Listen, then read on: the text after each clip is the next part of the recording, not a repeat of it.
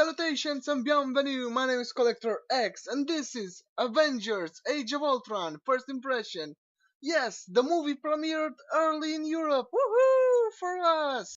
And too bad for you guys, cause now there's spoilers everywhere. So I will try to limit them, but if you don't want to hear spoilers, open a new tab, mute the video, let it play so at least that I can get the view. Thanks. First of all, the movie is freaking awesome. I still have one problem though, and it's the same that I had the first time. Ultron. I kinda get what they're doing with him in this one. He's like a child, filled with rage. And so he throws a tantrum.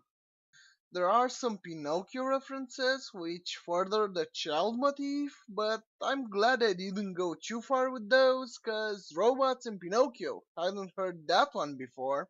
So I get why they made him human, but maybe they'll do him more robotic next time. And before you say that's impossible, remember, Ultron always returns. And yes, I'm still pissed that Hank Pym didn't create Ultron. Ah well, at least he'll get his own movie as Ant-Man. Aww. There are several reasons for which I wanted Hank Pym to still create Ultron or still play a role in his creation. One of those being Ultron's head looks like an ant's head.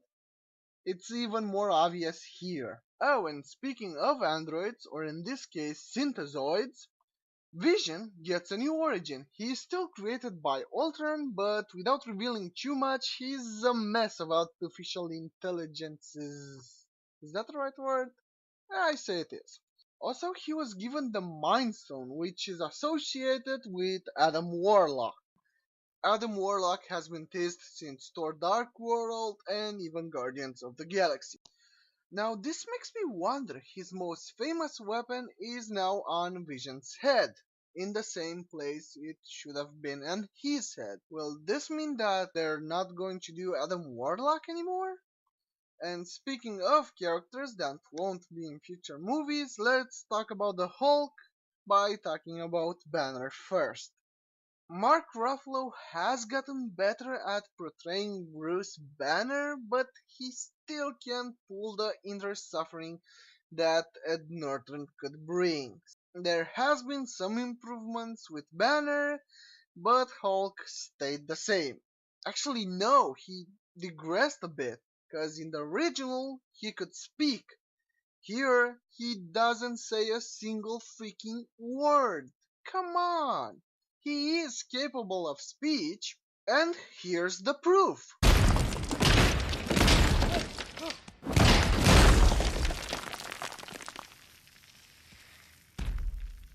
Puny god. So yeah, after the movie, he leaves the Avengers. Maybe he will join up with Doctor Strange and the Defenders, with the heroes that Marvel still owns. And FYI, the Hulkbuster fight was amazing. And the Hulkbuster is made with Banner's permission. Still no Thorbuster though. And speaking of missing things, Falcon appears in one scene in a movie at the party but doesn't help out during the final battle. Come on, seriously? Why not? You're probably saying that he's a psychic. She shouldn't be involved in this thing. Well, War Machine helped, so what's his excuse? There has been some speculation regarding this movie and its impact onto the cinematic universe, mostly due to Civil War. People say that the Avengers will split up here, and the rumors are true. There is a split in this movie between the Avengers, and it mostly regards Tony Stark being an arrogant bastard. So, you've just created a powerful murder bot. How do you solve this? Simple, create another one. What could possibly go wrong? As a person who read the comics, watched the cartoon, I knew that Vision was going to be a good guy. But in this narrative, you don't know that. This is just another thing that Tony makes that could spiral out of control. And what's worse, it puts him at odds with Cap. And what's worse is that Cap is against Vision in this version, which pisses me off since Cap was the first to accept Vision for what he is. Come on, Cap, we have to move! I'm going after Vision. What? That thing just tried to kill us all! It's just a machine! Let it burn! Captain America strikes me as a character who looks beyond appearances and trusts his instincts. So you could be anything. If you're a good person, you have Cap's back. This is what happened with Vision. He may have been created by their worst villain, Ultron, but for Cap that didn't matter. He saved them. He owed him this one. Now I could understand why Tony would want him destroyed, cause he's a futurist. He understands the risk behind AI. Skynet, anyone? Days of Future Past, the Sentinels? Okay, Marvel doesn't own those. So I could understand why Iron Man would want to destroy him, but Cap? No, this doesn't work. Damn it. I think that this setup could have worked if Ultron created Vision as an individual, not as a new body. And it would have been still a battle between facts and gut.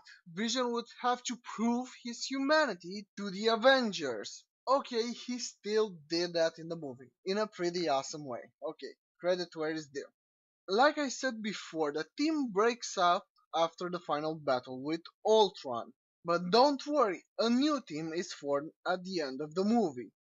Just one problem with this team: it's made up of characters who we've seen, which isn't a bad thing, but still, bring someone new who we haven't seen before, someone who could give the team an edge, someone who hasn't appeared in the cinematic universe. You could have brought in Daredevil, for example, but he isn't big time yet and he's more like street level crime.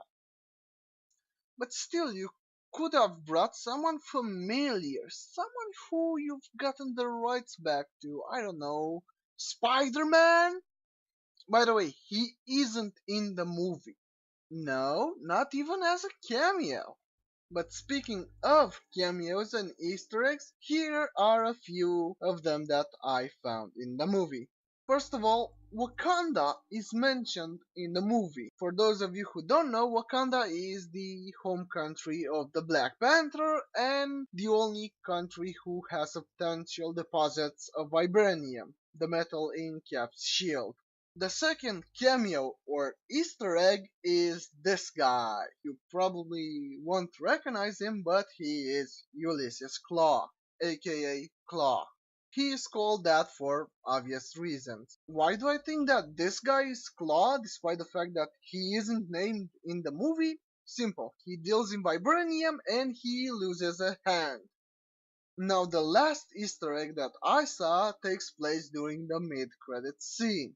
Don't worry, it's nothing special, it's just Thanos getting the Infinity Gauntlet. But the Infinity Gauntlet is in Asgard with some other relics, which means that Asgard has fallen, which makes sense, Loki was left in charge. There was another line that pissed me off as a comics fan, said by Ultron, so you know it was evil, and it goes something like this: Invaders create Avengers. For those of you who don't know, the Invaders were Cap's first team. He fought alongside them during World War II. While the Human Torch has made a cameo in Captain America the First Avenger, they were never portrayed on screen. Overall, Avengers Age of Ultron is an awesome superhero movie. The writing is great, the action scenes are great, everything is great. By the way, everything has a comeback, so keep your eyes open for that. Also, the story is circular, which I'm a sucker for those things. Seriously, keep your eyes open.